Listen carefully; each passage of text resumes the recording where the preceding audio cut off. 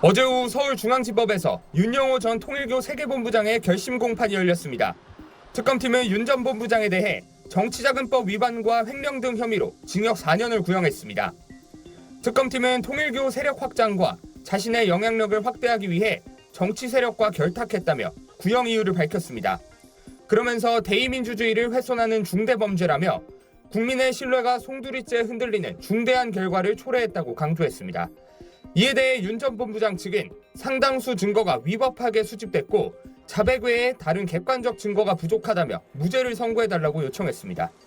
또한 지난 2022년 교단 행사를 앞두고 특정 정파만 후원한 것은 아니라고 재차 주장했습니다. 한편 윤 전 본부장은 최후 진술에서 교단의 명령을 행하기 위해 벌인 적법하지 못한 행동을 깊이 반성한다, 선처를 바란다고 말했습니다. 앞서 윤 전 본부장은 지난 5일 자신의 재판에서 현 정부의 장관급 4명에게 접근했고 이 가운데 2명은 한학자 총재에게도 왔다 갔다고 말해 파장이 일었습니다. 그러면서 어제 결심 공판에서 민주당 지원 의혹과 관련해 실명 폭로를 하겠다고 예고해 관심이 쏠렸는데 실제 언급은 없었습니다.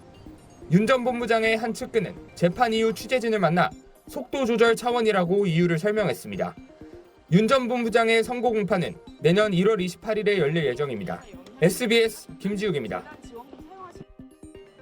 이재명 대통령이 특정 종교단체와 정치인의 불법적 연루 의혹에 대해 여야, 지휘 고하와 관계없이 엄정하게 수사할 것을 지시했다고 대통령실이 밝혔습니다.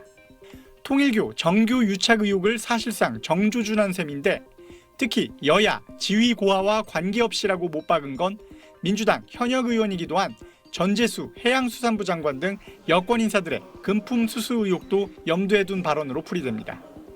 대통령실 관계자는 이 대통령이 이 사안을 심각하게 보고 있다며 여야 상관없이 수사를 통해 종교의 정치 개입 의혹 자체를 뿌리 뽑자는 취지라고 전했습니다.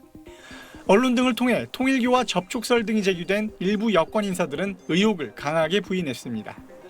지난 2022년 윤영호 전 통일교 세계본부장이 이 대통령의 핵심 측근으로 꼽히는 정진상 전 민주당 대표 정무조정실장을 접촉하려 했다고 말하는 내용의 녹취록이 건진법사 전성배 씨의 재판 과정에서 공개되기도 했는데 민주당 김지호 대변인은 정진상 실장이 통일교 측과 어떠한 접촉도 없었다고 밝혀왔다는 공지를 기자들에게 전했습니다.